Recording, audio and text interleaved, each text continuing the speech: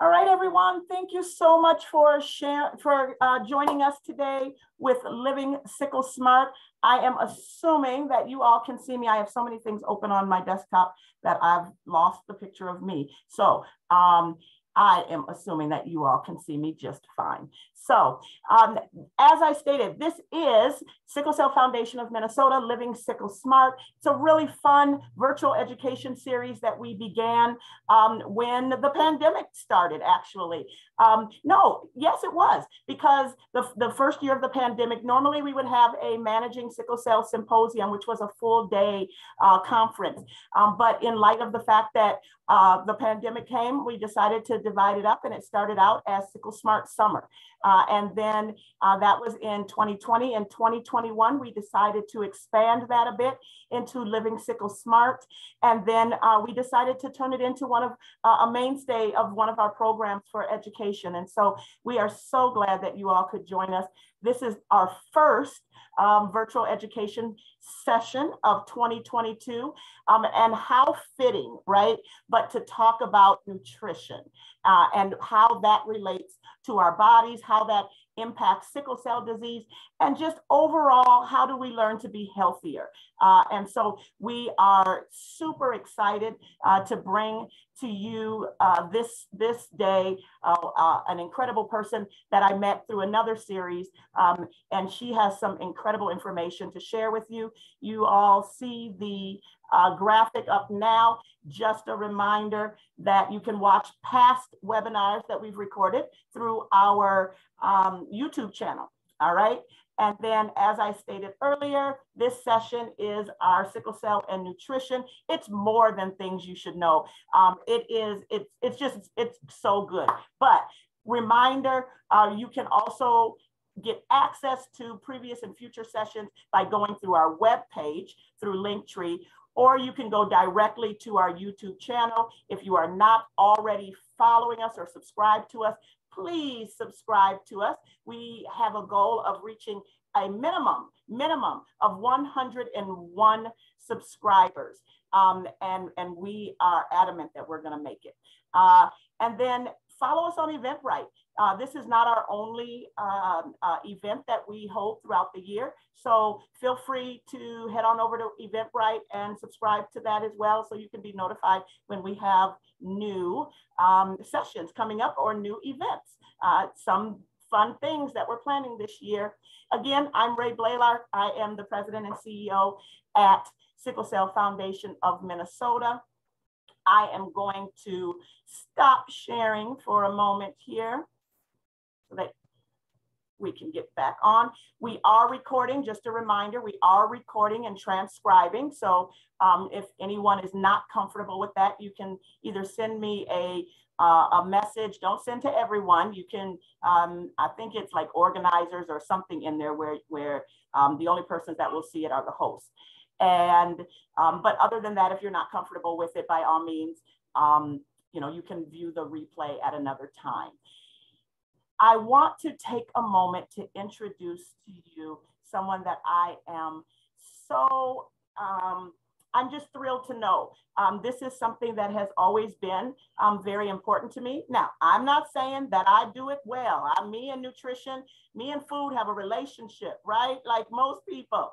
But I want my relationship to be a healthier relationship. And so I'm here for personal reasons for me, but I'm also here because as the mother of a young adult living with sickle cell disease, yes, he gets stuck in his ways, but I want to do my part in encouraging him and finding things that work for him. And I hope that you all will be able to do the same. So without further ado, we have so much good information. I'm going to turn this over to Dr. Kate Shafto, and she is going to talk a little bit about who she is, what she does in the community, and how she's bringing her expertise into the sickle cell space to chat with us. I will be on mute, and I may stop my video just so there's no distractions. Again, the chat box is open, and we'll talk more about best ways to use the chat box. And we'll also be doing breakout sessions. So stay tuned and put on your good listening ears and your participation boots. So let's go. Kate, it's all yours. Thank you so much for the great introduction, and I'm thrilled to be here. Thank you for the welcome, and welcome to those of you who are just joining us. You're right on time, and if others join later, they're also right on time. So this is this is hopefully a fun and casual conversation. Oh, good, there's even more people coming. Great. And I will give you a little background on me. So Ray and I met at a seminar through Hennepin Healthcare, where I'm a doctor. And I was doing a presentation on ways to manage pain that don't involve drugs alone. And so, especially in sickle cell, particularly, that's how we ended up crossing paths. So I'm a physician. I trained in internal medicine and in pediatrics, so a dual specialty. And then I went on to do additional training in what's called integrative medicine. So a more holistic and healing oriented approach to healthcare and to promoting health, not just treating disease. And I found myself currently working at Hennepin Healthcare downtown in their pain clinic, where they were looking for someone to do a holistic approach to pain and not, again, not just medications and procedures and surgeries and that kind of thing. And so my integrative medicine training is put to good use there, as pain, a very important condition. It has lots of different causes. It has lots of impact in our world, obviously, and many of you know that. And so I'm really honored to be able to bring my expertise in integrative medicine to the pain space. Happy to talk more about that specifically as to my clinical practice later. But where I really get excited about teaching and being involved in the community is in the space of food and cooking and nutrition. And as Ray said, in somewhat of an unnecessary disclaimer, she doesn't do it perfectly. Nobody does, including me. There is no such thing as perfect. So I just want to start there with anybody who's having nervous feelings about, oh no, what's she going to tell me about food that I do wrong? Nope, this isn't about wrong. It's not about right, but it is about helping you understand and navigate our really complicated food system. So my background to get to this point, I'll give it a quick little bio, is I love food. I love eating. And for kind of as long as I can remember, I've cared about food. And sometimes that took on too much care. I was a little too obsessive about food. Other times I didn't care enough, maybe. And again, not to get judgment on myself, but it's been a journey for me. And more recently, in the last about 8 years, I have started realizing that there's this whole world in the healthcare space where people are making connections between food and health. Now that seems obvious to most of us, maybe all of us, that there's a connection between what we eat and our health. However, medical training does not make that connection, at least in any sort of meaningful way. And most other health field professions don't make that connection either. So that's where I went to my integrative medicine fellowship to learn a lot more about the connections between food and lifestyle and other things in our world and health. And I also have been pursuing some training to be a farmer. So my husband and I have been doing some small scale organic vegetable farming for the last couple of years through a program called Big River Farms, which I highly love and promote, and all of you should check out. I'll put it in the chat. They do wonderful work, especially with people who have historically been underrepresented in farming. And through that, I learned so much more about our food system. And it's with those backgrounds, so the medical education as well as the food growing side of things, that I am with you tonight to talk about how, I'm going to share my screen and keep talking, hopefully, how this all comes together. There it is. So as Ray and I were scheming on how and what to do for our presentation tonight, we really focused in on the notion of inflammation. And so I hope that through this presentation, you will be able to take away some really concrete, direct, simple even manageable ways to address inflammation in your own lives. And inflammation takes a lot of forms. So we are here around the common issue of sickle cell anemia or sickle cell disease, but inflammation impacts so many other conditions. In fact, almost every chronic condition in our current world is related to inflammation. So this doesn't just apply to sickle cell, it's applied much more broadly. And that's one of the beautiful things about food is it improves many things, not just kind of one particular condition. So I hope that at the end of this session, you will be able to appreciate the role of inflammation in pain and sickle cell, understand what foods and food products are more inflammatory or cause more inflammation, and then identify some steps that you can take to reduce inflammation in your life. I will give you a little heads up, as Ray mentioned, we will be inviting you into some breakout rooms in a little bit, just in like maybe 5 minutes, to talk about your relationship with food. This is not a right or wrong activity. This is just to give us some opportunity to hear from each other about our food story. And that's the name of the exercise. I do this with any class I teach on food and nutrition, with medical students, with people in the community, with healthcare practitioners. We always do a food story because we all have a context when it comes to food. And it's kind of impossible to dig into your own story or to the story of others if we don't really understand even a little bit about the context of our food. So I'll explain more details, but I wanted to give you a heads up so you're not taken by surprise. And again, no right or wrong answers. So this is where I'll have also some questions that I'd love for you to engage in the chat with. So what is inflammation and why do we have it? Let's start there. Any ideas if people would like to put in comments into the chat? What is it and why do we have it?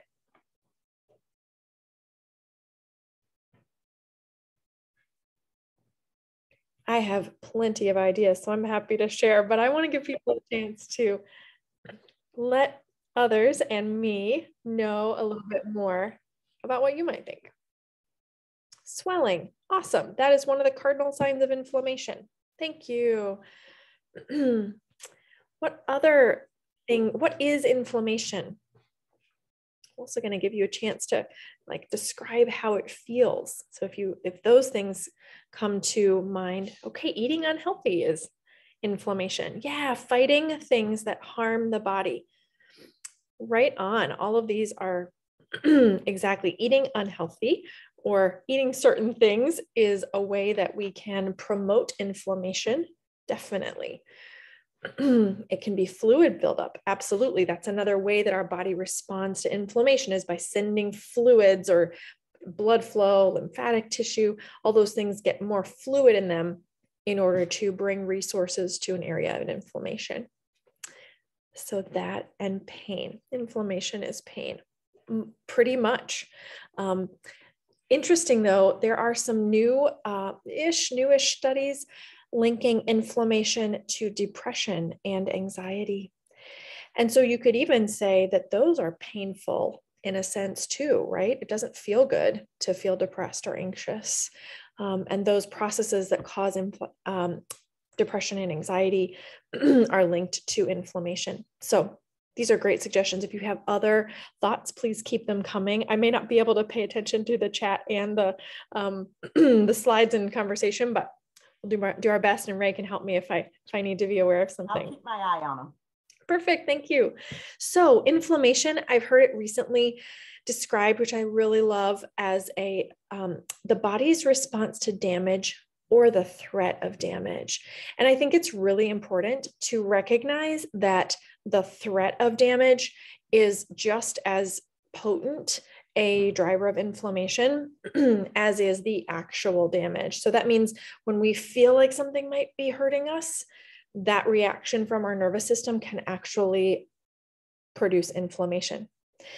And it can either be acute, short-term, or chronic and long-term. And acute inflammation is a really good idea. It's extremely wise in the way our bodies work. Because if you have a cut, or if you have, I had tonsillitis last week. I was extremely glad for the inflammation, even though it was painful in my throat, because I knew that was my body working on the infection. If that had gone on long term, that's a different story. It becomes less helpful when it becomes chronic and when it's not shut off. So many factors, including our environment, diet or dietary patterns, stress, our genetics, and then the influences on our genetics, which is a field called epigenetics, all influence the level and duration of inflammation. And so some people already said, what does it feel like? What does it feel like or look like to you? I heard pain, swelling, fluid buildup. Are there any other words that come to mind when people think of or imagine chronic inflammation? Again, you can use the chat if that feels good. Achy joints. Yeah, definitely. I hear that a lot. And discomfort. Yeah, maybe not pain per se, but just a feeling of discomfort. Yeah. Again, keep the ideas coming. So achy joints, maybe like stiffness or just discomfort. Again, in that picture, I've heard people say burning, and goodness, when my tonsils were all up in a rage last week, burning was definitely on my list of symptoms. And the swelling. So any of these things are really what chronic inflammation, acute, yes, but also we're kind of transitioning to our focus on chronic inflammation, can be characterized by these symptoms and feelings even after that initial tissue insult has perhaps come and gone. Now, specific to inflammation in sickle cell, I know you all are aware that vaso-occlusive crises, abbreviated VOC there, produce acute pain and often chronic pain, or maybe there's already pain chronically, and then there's a crisis that brings an acute layer to that chronic pain. The literature and science tells us that dietary patterns and nutrient deficiencies also promote inflammation and pain in sickle cell disease. Our survival nervous system being activated from stressors both internally and externally, emotional stress, stigma, trauma, and then a term called central sensitization, which we don't have time to get deep into tonight, but it's a really big key understanding in the pain world over the last probably decade or so, that our brain kind of becomes increasingly sensitive to pain so that it picks up pain at a lower and lower level when it's been accustomed and practiced in picking up pain. And that can be pain of any kind: emotional pain, pain of psychological trauma, abuse, environmental pain, racism, natural disasters, poverty, debt, like any of these areas and influences on our life can cause that increasing sensitivity to pain in the brain and central nervous system, and then all of the tissues that it connects with, which is our whole body. It's also pretty clear in the science literature that environmental toxins can be triggers for inflammation too. And then, as I mentioned, clearly there is a significant genetic component to sickle cell. And then epigenetics is the understanding now that the environment and the dietary patterns and our reaction to the world around us and various chemicals and things in our environment actually affect how our genes are expressed. So fascinating there in the world of epigenetics, as to, I think, fascinating and incredibly hopeful that our genes are not our destiny entirely, that we have some agency and we can make some impact on how those genetic markers that we've been given from our parents are expressed.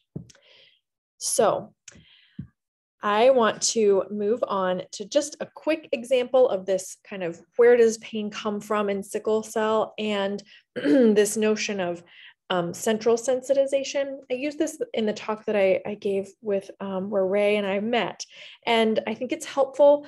I know it's a lot of words, and the highlighted piece is are the words to focus on, but it gives this progression, and I think identifies these acute pain triggers up in the upper left, and then chronic pain modulators, i.e. things that affect the level of pain as a continuum from being a child over time into adulthood. And recognizing that in adulthood, the pain is not just from those vaso-occlusive crises, it's become a much more generalized pain experience for a lot of people. And that there are things like sleep, stress, anxiety, food, as we're going to talk about, which impact the level of that chronic pain experience. So the reference is there, and I also have it at the end of my slides. You're welcome to have access to my slides in some form at the end of this if you'd like to explore that further. But the good news, and the reason I lead up to our topic of food through that route, is that it's possible to break these cycles. So some of these pain experiences really become a cycle, which reinforce and educate our nervous system to expect pain, to be more prone to pain. And when we eat certain things, drink certain things that also reinforce inflammation, that becomes a bit of a cycle too. It is possible to interrupt some of these cycles and improve pain and inflammation through what and how we eat and drink. So I have another question for you. What do you notice about food and drink and the connection to your pain? What kinds of things do you notice in your day-to-day life?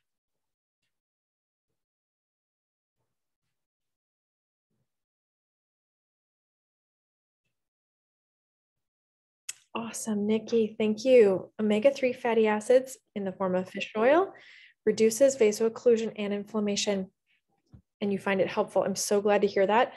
That was one of the studies that I presented in my my seminar that I met Ray through, and I was so excited to review that. It's been a little while since I've really looked at the literature around sickle cell and different therapies, and I'm thrilled that that is on the list and that it's helping you.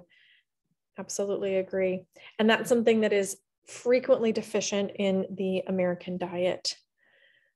Aha, and Ray pointing out the connection between sugar and knee pain and migraines. Yes. So we have both in the plus column, we have omega-3 fatty acids, reducing inflammation, hydration, I love it, and more water. Yes, that reduces inflammation. And then in the kind of what contributes to inflammation, noticing that sugar does. Yes, the better hydrated, the less pain. Awesome. And what a good, pretty low budget, pretty easy fix there. And that fixes everything, but helps significantly. Keep these coming. And these reflections that you're doing for yourself and sharing are great, both for your own self-awareness as well as for what that is able to share with others.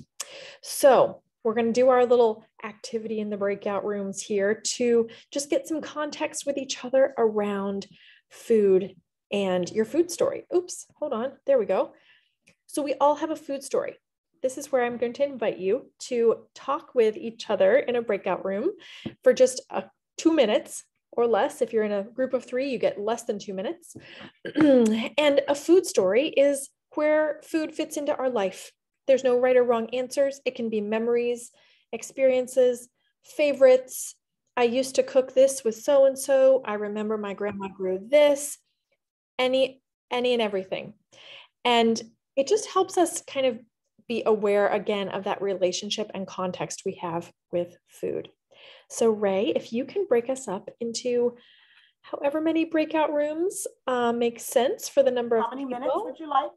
How many total minutes? Let's do 4 minutes total. Okay, 4 minutes total, and you'll get a timer at 30 seconds. So try to make sure everybody gets a chance to see. Yeah, so first person talks for a minute or so, minute and a half, and then the second person talks, and we'll ask for people to give a little bit of a summary, just a one-word summary when they come back. Okay, here we go. I'm happy to be in a breakout room too. So Send me away. Send us all away.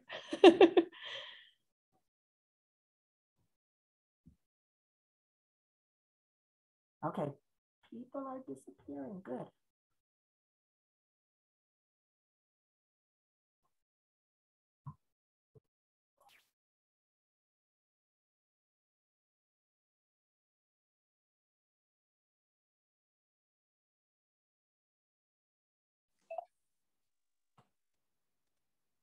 Hello? Hello, everyone. Okay, are we in a breakout room? I think so. I believe so. Okay, awesome, awesome. I'm gonna come off of video. So, food story. This is food stories. Food is just something that's always been a relationship piece for me. I, as a child, you know, yes, most of the time we ate together, not all the time, but when we were together, it felt good. We also, because I grew up in the church, we would have potlucks. And so that was another time of really community coming together as a community, and it felt great. Okay, somebody else. I'm definitely a foodie. I went to school for food nutrition arts. I didn't finish my degree, which my mom continuously reminds me of, but I wanted to be a chef by trade, but you know, with sickle cell, you have to make other plans. But definitely follow a lot of Black chefs, a lot of chefs, period, but I'm into getting into, oh no, are we out of time already? Shouldn't be. Oh, something just popped up. Sorry. Oh, there we go.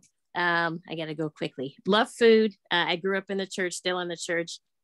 Grew up in my granny's kitchen, black skillet, you know, teaching my son how to take care of a skillet. He thinks that you can soak it. I'm like, no, soak it. The rest. Inherited a lot of my great granny's skillets.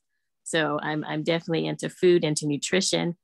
We go by the 80-20. We eat clean during the week, and on the weekend we can have most, within reason, most junk food.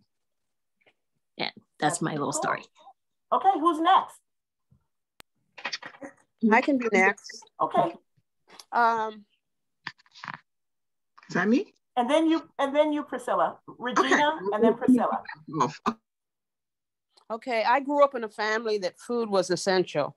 Everything was around food. I grew up in the country and grandma cooked all day and everybody sat down and ate at the same time.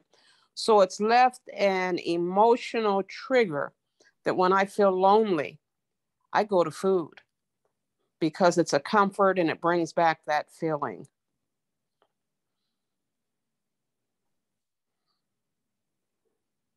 Thanks for sharing that, Regina. Priscilla? Yes, thanks. I love to cook. And so from my grandmother to my mother to myself, I love to cook and I love to, food is, of course, is an important part of our family. And I like to cook healthy food and trying to ensure that providing healthy meals for my family. And then periodically, of course, we'll provide them with, desserts. And, I rarely fry food, but try to make sure they're eating healthy food. So just really an important part. And I enjoy cooking. I enjoy it. So. Awesome. Mildred, did you want to share? I think you're in here. I kind of see you in a couple of different rooms. Okay. Ooh, okay, time's up. Thank you for sharing, everyone. People will start coming back. Yes, good deal. Well, I had a lovely talk with Vashandar and we talked about our grandmothers. Yeah. Lots of food history there. That's right. I know. I love doing the food story. I seriously do it with every single class or almost every presentation I do. It's pretty awesome. And it's just so rich. Are we all back? Looks like 1 second and now it's going to kick them all back. There they are. Everybody, come back. Okay, well, I will resume sharing, but I want to hear from folks, just a quick word in the chat. What did you hear in the food story that you listened to? One word or phrase? I said I can share grandmother. mine. Oh, go Yeah. ahead. Oh, please do. Yeah. Just a word or a phrase.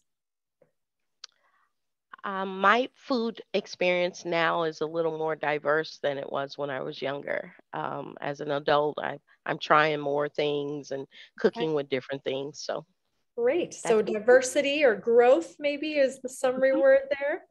yeah. Lovely. Any other people like to share in the chat, or just a quick unmute word or phrase that you'd want to describe the food story? Crab cakes. Yes, that's what I was sharing about. Thanks, Ms. Shonder. High protein. Okay. I heard about soul food too. Collard greens. Grandma. Yep, we talked about our grandmas too. Awesome. Commonalities. Yeah. Yeah. And how we grow up with food really does influence the way that we then live out some things in our own families. And sometimes it changes the way that we live out things in our own families or as adults. And yeah, both positives, negatives. And I have to remind myself of this, but we are all really hard on ourselves, especially when it comes to food. And so if we can try to remove any sort of judgment from the food space, it creeps in there naturally, but it doesn't have to be there. So just acknowledging that it's a journey and there's no such thing as perfect would be my encouragement to all of you. So we hear, and whenever I do this exercise, the common themes are pretty universal. And it's more, food is more than just fuel or energy or calories, right? Or milligrams of sodium. It's cultural, it's religious, it's traditions, it's love, it's celebrations, memories. It's very individual, it's a journey.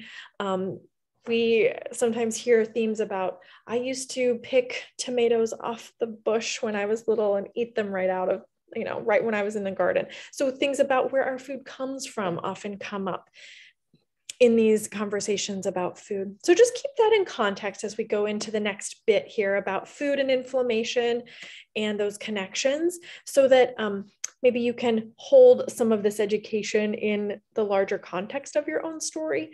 And also know that I can't know all of your individual circumstances. And so these recommendations are very general, and I hope that you'll be able to translate them into your own context in ways that make sense and that are right for you. So without further ado, I'm going to do a very quick, 2-minute overview of some basic nutrition principles, just so that we're all on the same page. And I do this with medical students I teach, with healthcare providers, with community, doesn't matter. So I just want to make sure that we're all on the same page. Carbohydrates. So I'm going to cover the 3 macronutrients, which are carbohydrates, proteins, and fats, just so that we have that language clear, and what particular foods are in each of these different categories. When I first started teaching food and nutrition to medical students, I asked them, what's an example of a unsaturated fat? And they were like, and one of them volunteered to draw the chemical structure. And like, no, we're talking about what food has unsaturated fats. So ever since that example, I decided, you know what, we'll just start with the basics and build on that with every conversation about this. So carbohydrates, just as a quick review, maybe, are the list on the right. They are found in whole intact grains, in any kind of grains, actually, vegetables, fruits, beans, lentils, any kind of sugar is a carbohydrate, and then parts of dairy. There are milk sugars, and carbohydrates kind of get a bad rap lately, but carbohydrates are really important for our body, especially the ones that are naturally occurring in the world. Big distinction I want to make sure you know about is the difference between a whole grain and a refined grain. So a whole grain over there on the left is where all the goodness is. It's the whole thing as nature created it. It has a bran, which is the outer layer, has tons of excellent B vitamins, as well as minerals like magnesium, potassium. There's a germ in the middle, which is part of the word germinate, meaning to grow. And that germ is also packed with nutrients. And then in the middle, the white starchy stuff is the sweetness of grains. And it doesn't have a lot of nutrient value, but it definitely has some sugar. And so the structure of that grain is taken apart when grains are refined, and only that endosperm remains. We could have an hour-long or 2-hour-long conversation about why that is and why it's in our food system. But suffice it to say, our food system likes to take stuff apart and put it back together again in a convenient package with lots of chemicals and colors to make it look appealing for consumers. And so that's what happens with so many of the grains in our food system that end up in the form of boxed cereals and Pop-Tarts and various forms of corn, corn being a grain that has these 3 parts in its original form, that are then often refined into all manner of corn products that are all throughout our food system. So keep that in mind as we talk about ways to reduce inflammation coming up. That's the carbohydrate section. And the proteins. So this is pretty easy, or at least a little bit more straightforward. I like to divide proteins up into animal sources and plant sources. Sometimes it's a bit of news for people that vegetables contain protein, but they do, and they're a great source of protein. They are not a complete protein, meaning they don't have the essential amino acids, which are the building blocks that we have to get for proteins from our diet. But vegetables are fantastic for protein because they have tons of amino acids. And when we combine them with other things like beans or whole grains or seeds and nuts, then all of those essential amino acids can come together, and our body's super smart at picking and putting them together when we give it the right ingredients. Animal proteins are already complete proteins, meaning that they have those essential amino acids that are needed for our body from our diet. And they come in all the things that pretty much everybody associates with protein: meat, poultry, game, eggs, fish, seafood, etc. And then dairy also has some components of it that are in the protein category. And moving on slowly, fats, naturally occurring fats, I like to call them, because there's so much confusion about fats. I also like to break up into plant sources and animal sources. And I realize, I'm sorry, that there's a little citation down there in the lower left corner, which should correspond with a number 6 right here in the middle of the meat section. If you can see my cursor, I just forgot to update that number. Apologies. But the animal sources, a big point here is that it depends on how inflammatory the meat might be in our bodies largely depends on what the animal eats and the condition and health of that animal. So again, a huge conversation, potentially for a little bit more detail later, but to leave it at that for now, that meats kind of have a variable degree of inflammation depending on the person.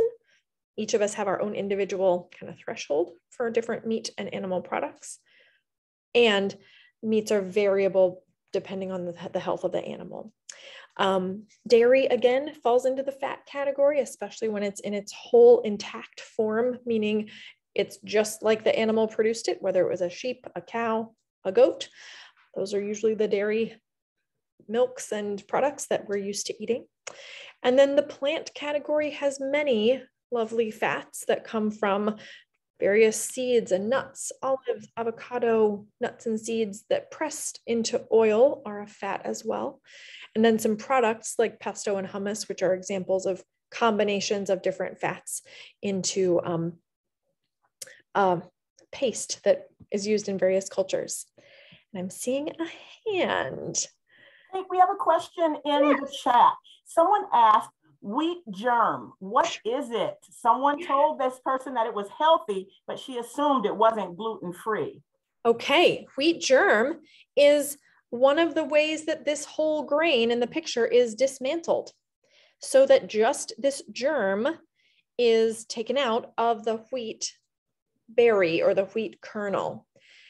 It is not gluten-free because gluten is found in wheat, and pretty much the bran and the germ, and I think also the endosperm of a wheat grain will contain the protein called gluten.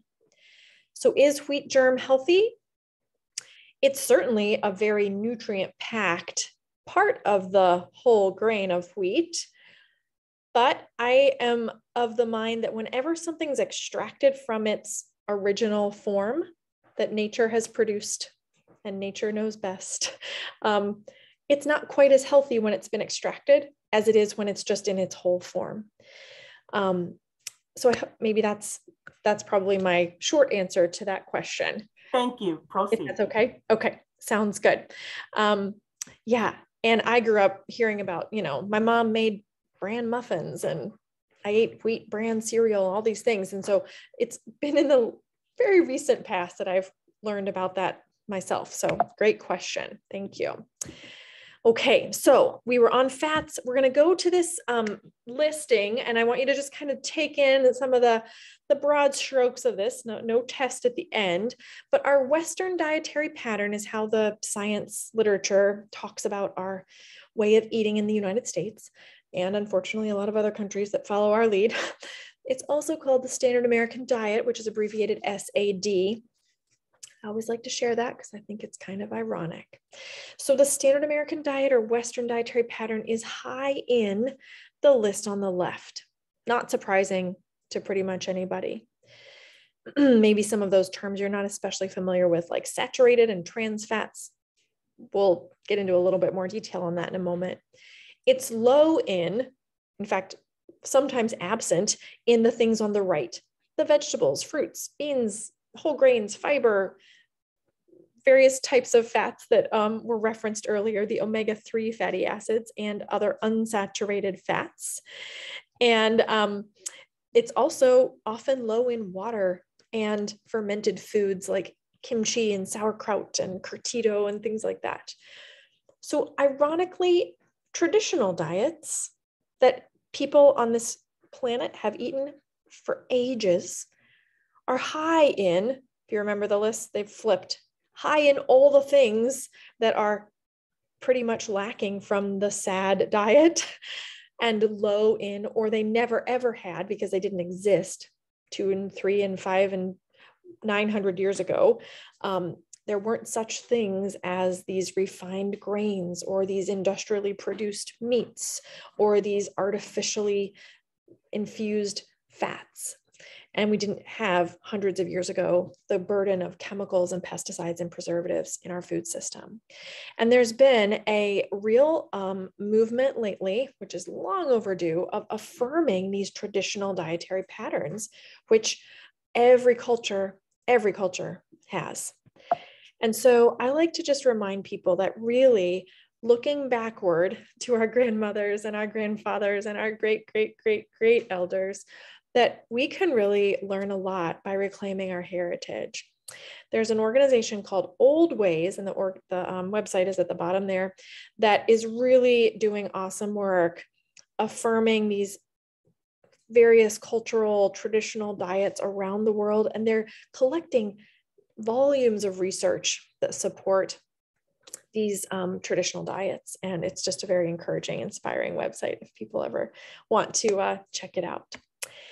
So drilling down to inflammation, foods that fight inflammation, this is a little graphic from Harvard, are basically those foods that are in those traditional diets that are often lacking from our SAD Western diet. The inflammation foods down there at the bottom are all the things that kind of look the same and have generally the same SAD color. The SAD diet is characterized by that sort of yellow tan color. Oops, sorry, I'm getting ahead of myself. And so eating to reduce inflammation means wherever possible, kind of avoiding, phasing out, minimizing those high inflammation foods, which I've given some examples of on the right, and building up the low inflammation foods like vegetables, fruits, legumes, and beans, nuts and seeds, whole grains, many things that come from plants, as well as the more natural, the better when it comes to sugars, where animals have come from, lived, and hopefully a more natural environment for the animals so that their products, meat or dairy, are as low inflammatory as possible. So what does this look like day to day? I'll give you my top few categories. Number one is the sweet drinks. And Ray pointed out that when she has too much sugar, whatever that may come in the form of, that she feels more achy and has maybe migraines more or achy knees and joints. I hear this all the time. And the more people can phase out the sweet drinks and up the water, a couple of people said that they feel so much better when they drink enough water, that you will lower your inflammation substantially. So the sweet drinks actually promote dehydration. They promote inflammation through the chemicals in them, especially when we're talking about sodas or any of the aid family. I'm sure you're familiar with the aid family: Gatorade, Powerade, Kool-Aid, lemonade, blank, blank, blank, aid. They're all the aids, right? ADES most of the time. And they increase inflammation in so many ways through all their chemicals. The sugar itself, which is often in the form of corn syrup or fructose. And fructose is particularly, I think of it as a poison, unless it's in its natural form, which is a piece of fruit. But when it's extracted, again, extracted from its normal environment and put into a beverage, it's particularly toxic in our bodies. It leads to a condition I've abbreviated there, NAFLD, which is non-alcoholic fatty liver disease. And when the body gets too much fructose that it can't process, because the liver is the only organ that processes fructose, a drink fully containing fructose, this includes juice, just fruit juice, if the liver's capacity to metabolize that fructose is exceeded, it starts storing that fructose in the form of fat in the liver tissue and then around the other organs in the abdomen. That is an independent risk factor for heart disease, diabetes, metabolic syndrome, stroke, all of these awful chronic diseases that so many people are living with. Sugary drinks, as well as artificial sweeteners, lead to changes in the gut microbiome. So our very important organ that lives all throughout us, especially in our intestines, and has all these microorganisms which do a ton of work for us. Those microorganisms are deeply impacted by what we eat, and especially these artificial sweeteners and sugary drinks. Those drinks and sweeteners that are like aspartame and sucralose, they encourage the growth of really negative organisms, or they call them dysbiosis, or pathogenic bacteria and microorganisms, which actually lead to more chronic diseases and stimulation of the inflammatory system. Candy and highly processed sweets have basically no nutrient value, zero. And if you have cravings for them, I suspect it's actually craving for something else. And so I'll get to in a moment the great question from Nawasa. I will address can the liver and gut repair if you stop the sugary intake? Yes, to a point. And especially if the liver disease has not progressed to the point of cirrhosis, which is the permanent scarring of the liver, which definitely happens as a result of this non-alcoholic fatty liver disease. If it's before that point and the liver is inflamed or just fatty, but not yet scarred, it is reversible with, I would say, immediate cessation, avoidance of those sugary drinks. And the gut is extremely forgiving.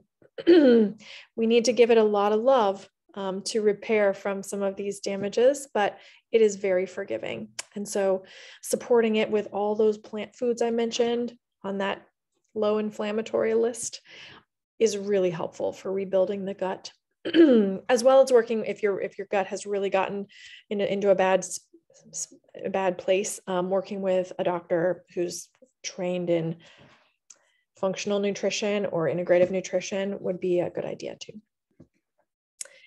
The cravings I want to speak to just briefly, that often we have sugar cravings because of stress, because of perhaps even inadequate fat in our diet, because healthy fats are really satisfying and keep us at a stable blood sugar for many hours.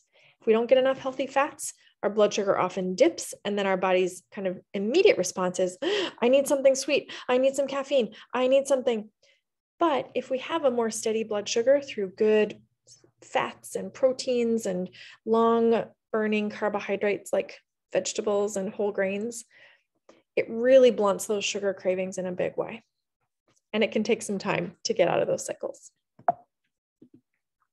So a quick little graphic on how sugar affects the body. This maybe I'll just leave you to look at further in the slides if you would like. And I'm looking for my phone to make sure I know what time it is. Okay. It affects the brain, the heart, the liver, the joints. It's for real. And I'll leave you to look at the details. Artificial sweeteners, really quickly, are associated with lots of things that nobody wants. That's my kitty. It's my kitty talking. Excuse us. Artificial sweeteners are not the kind of easy free lunch that we were all hoping they might be.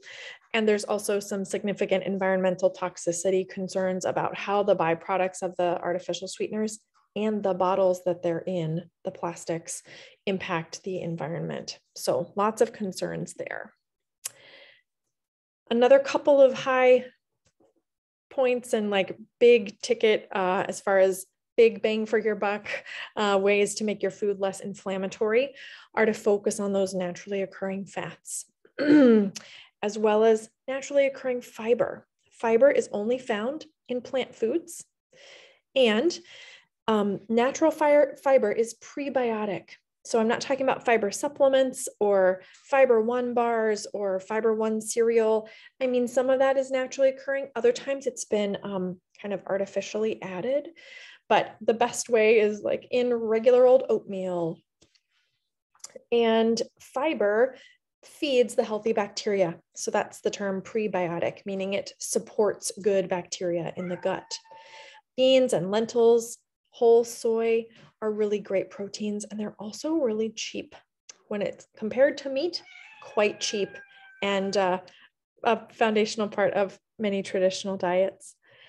Whole grains, again, can be very cheap and just a great source of all manner of vitamins and even a little bit of healthy fat, as well as the great fibers.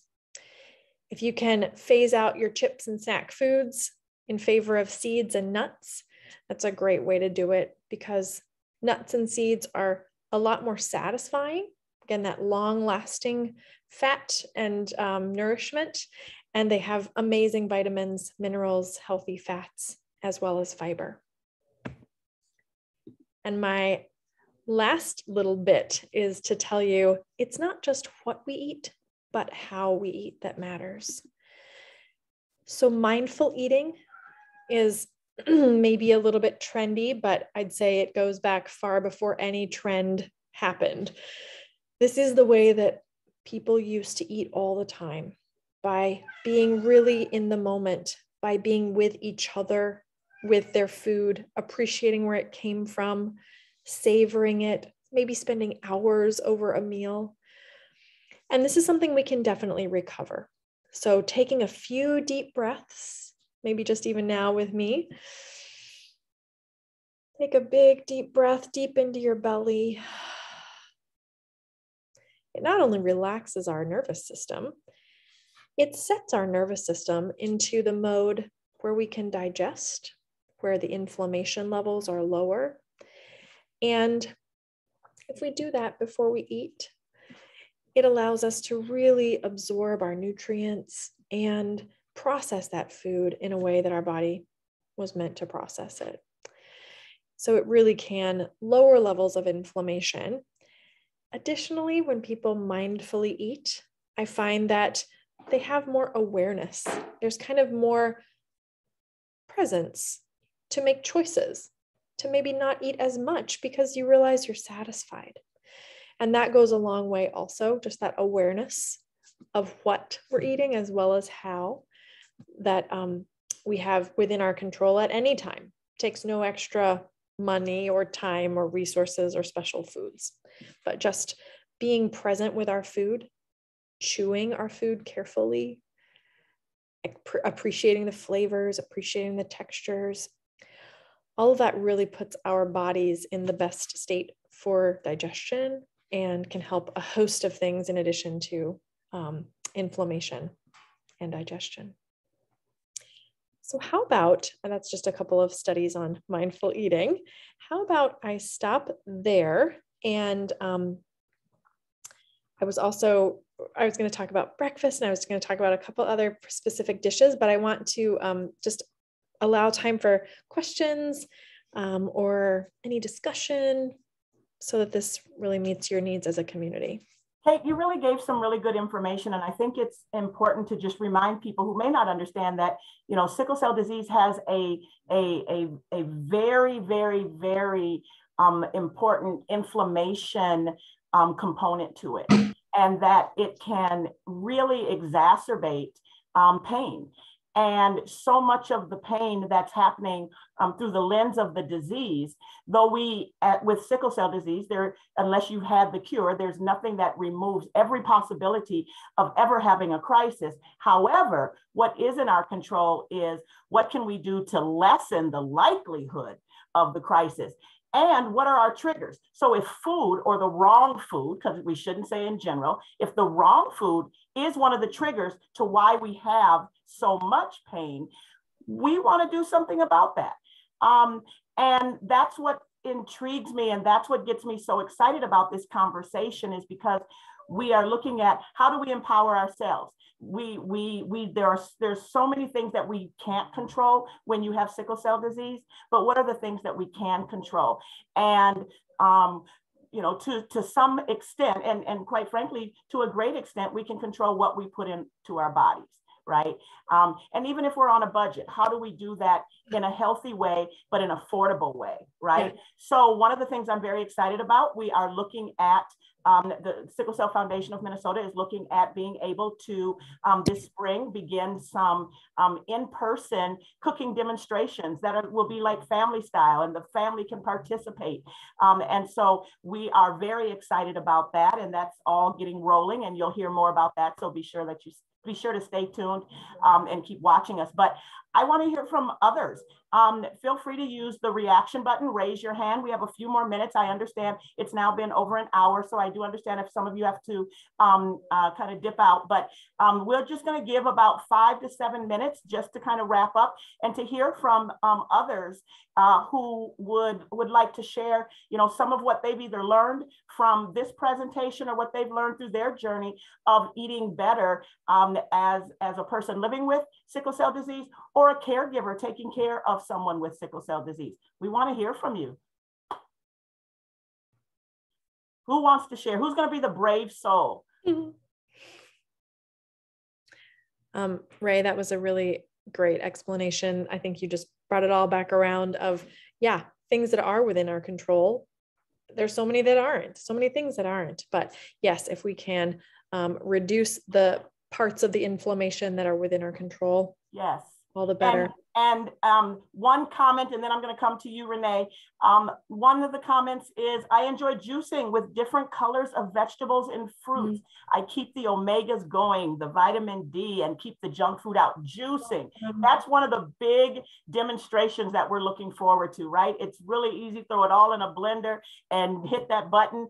And yes, so juicing, I love it. I love it. Someone said, I want to start eating more natural fruits. Yep. Absolutely. And then Renee, go ahead, and then I'll go back to the comments in the chat box. Oh, I wanted to know what you thought about intermittent fasting. I've been investigating to see if I have leaky gut. I'm trying to figure out why I'm gaining so much weight, but only in my belly. So a lot of people are telling me try intermittent fasting and the FOP diet. Yep. And just for clarity, Renee, do you live with sickle cell, or do you care for someone with sickle cell? Yes. I have sickle cell. Okay. Okay. Yeah, that is good question, Renee. Intermittent fasting, for those who may not know the term, and it can mean different things to different people. It's also called time restricted eating. And in general, I'm not an advocate of restricting a lot of things in eating, because I think that has gotten us into trouble in different ways and approaches to dieting and whatnot. But when it comes to limiting the time or the number of hours in which we eat, that's a pretty reasonable way for a lot of people to restrict, in a sense, how much they eat, but not so much about the quantity as it is about allowing the digestive system to have a rest. And so when our digestive system is resting, it forces our metabolism to use material that's already been stored and digested. And so it can be very helpful for burning stored adipose tissue, also known as fat, around our abdomen. Fat is confusing because that's the type of macronutrient as well as the adipose tissue. So I always like to just be clear about that. So yes, intermittent fasting, potentially a good option. I will give you just a caution that I do not know if there have been studies looking at that in people who have sickle cell. I wouldn't want you to get into a point of being stressed by the amount of time fasting that would trigger your body to a crisis of any sort. So adequate hydration would be key. And then, yeah, working closely with a doctor, dietitian who's very savvy in those things, I would recommend.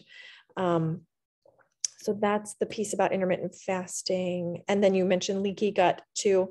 Yeah, leaky gut is another way of describing that change in the microbiome or the lining of our intestines, where it becomes inflamed, and then literally the cells have more space between them that allows leaking of stuff from the inside of the tube of our intestines into the space behind the wall of the intestines, which is where a lot of our immune system resides. So yeah. And Isaiah has a question. Yeah, Isaiah, go ahead. Unmute for us. You got to unmute. There you go. What do you think about like tea? Because I'm a big like tea drinker. I love tea. I got lemon. I got all types of tea in my house right now. Excellent. Tea is wonderful, especially herbal tea. So people have been drinking herbal tea for centuries and ages and ages. And so I think that's a really nice way to mix up the water thing.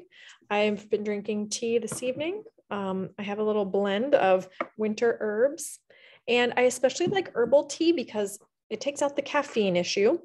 And then with iced tea, I think it's always best if you can make it yourself. That way you know what's in it. And try to steer away from like the powdered Lipton mixes that have a lot of sugar. So if you make your own tea, then you get to control how much sugar you put in it if you do. And I'd advocate for honey or maple syrup, which are more natural and like vitamin packed. Yeah, honey. Nice. So tea's fantastic. Yeah. Well, no, yeah, I'm a juicer, almost like a smoothie maker. I got like a list of like stuff like what's on this list, like bananas, blackberries, strawberries, like kale, turmeric, just like the whole super. Turmeric is a great thing to incorporate. Absolutely. Ginger, yes. Ginger, yeah, fantastic. Lemon juice and stuff like that. Excellent. Thanks for sharing your recipe. I love tea. Not only, you know, is it a great alternative to many other drinks, but there's just something about it that's soothing, that's warming. Yep. And definitely, whether it's when I wake up or it's before I go to bed, sometimes it's both, right? All day in between for me. Yeah, I incorporated it into my diet a couple of years ago, and I literally have a whole cupboard that's nothing but tea variations. Yes. So I love it. I love it. And someone mentioned green tea also. Yes, as long as you're okay with the caffeine, green tea has wonderful antioxidants and has been studied for all kinds of health benefits. So yes to green tea and black tea too. I mean, any of the teas, but just, you know, careful with the caffeine for your particular body. And the one thing that I want to add as we wrap up is that You know, at Sickle Cell Foundation of Minnesota, we really believe in a multidisciplinary approach to your sickle cell disease. And so that means that you have a number of different doctors with different specialties. It's not just your hematologist. Your hematologist is a blood specialist, and they have learned so much more about you outside of your blood. But there are specialists for, you know, your lungs. There are specialists for your kidneys. There are specialists that you can see. And I am a huge proponent of including a nutritionist in there, but it really should be a nutritionist that has an understanding of the relationship between nutrition and sickle cell disease. One of the things that attracted me to Kate is that, you know, you work in a pain clinic environment. And so that's part of the work that you do, is bringing that conversation in. You're not just a nutritionist, you are a medical doctor that treats both children and adults. So what we call med peds, right? Yeah. But also in the pain space. Like that is a sign of a very robust team. And I think that when you have a condition that's as complicated as sickle cell disease can be, it's important that you bring in expertise from lots of different angles. And let's be honest, community, they may not understand all of what there is to know about sickle cell, and they certainly may not understand all that you know as a person who has lived with it. But I learned a long time ago, there's days I have my learner's hat on, and there's days I have my teacher's hat on. And so that is just a process, that's just part of getting good medical care. You know, as long as they're open to learning and having the conversation, if you need to learn together, but find someone who cares about that connection, and then stay connected to them. So just as we close, once again, you will be able to, I'm going to share my screen. Here I am multitasking. You are going to be able to catch a replay of this session in a couple of days. It'll take us a couple of days to upload it to our YouTube channel, but you can go to our YouTube channel. So see that address in YouTube channel? The reason that I want us to get past 100 subscribers is so we don't have to have a gazillion letters and numbers. We can actually say Sickle Cell Minnesota, but YouTube requires that you have over 100 subscribers before they'll let you do that. So yes, that's one of the reasons why. But if you go to YouTube and you don't know how to find us, just search for us as Sickle Cell MN or Sickle Cell Foundation of Minnesota, and we should come up. You'll see our logo. And then again, follow us on Eventbrite so that you can be aware of what we have coming up. Just a reminder that you can get the Sickle Cell Resource Package through Be the Match, and you can go to sicklecellconnect.com. If you are a person living with or caring for someone with sickle cell disease, by all means, you can go online and order that. If you are a provider, share this resource with your patients, please. And then also, there is a cure for sickle cell disease that has been around for a very long time, but not everyone can access the cure. Partially, a big piece of that is because we don't have enough people of African descent on the registry. There is a great disparity in the number of people who are signed up to be a match for someone. So if you can't yourself, encourage your community, encourage those around you to sign up and join the registry, because the reality is we are our cure. And then, yes, we are still having a very serious blood shortage. We know because of disparities, whenever there's a shortage of anything, sometimes it seems like we have more difficulty accessing it. But the other piece is that our best matches, because transfusions are given so often, and some of us have had multiple transfusions, that match needs to be even closer. And so those close matches come from people within the same ethnic groups. So that's a fancy, nice, Minnesota nice way to say we need more Black people donating blood, y'all. Plain and simple, all right? That's what we can do something about. Yes, if you have sickle cell trait, you can still donate. But make sure that you contact either American Red Cross or Memorial Blood Centers. That's who is in our area here in Minnesota. If you are outside of Minnesota, you certainly can go to your community blood bank, or you can go to the American Red Cross to find a blood bank near you. And then I think that summarizes it. Again, you can go to YouTube to get to past sessions. And we are so, so glad that you joined us today. And stay tuned for our next session. And we will see you next time. Thanks for joining us. Thank you, Dr. Shafto. I'm so thrilled at what you presented. And like I said, you guys, we're working on the public demonstrations for families, for individuals and families. So stay tuned for more info. Thank you, Mildred. Everyone have a good night. If you're in Minnesota, stay safe. If you have to go out and drive. Warm. Oh man, snowy. We got a lot of snow today. Yes. Yeah. Stay warm, warriors. Don't get bone chilled. Okay. That's right. All right. Drink water. Yes. Drink your tea and water. Yes. Winter dehydration is a thing. So, oh my gosh, totally. All right. See you all later. Thank you so much. Okay. Good night, Ray. Thanks again.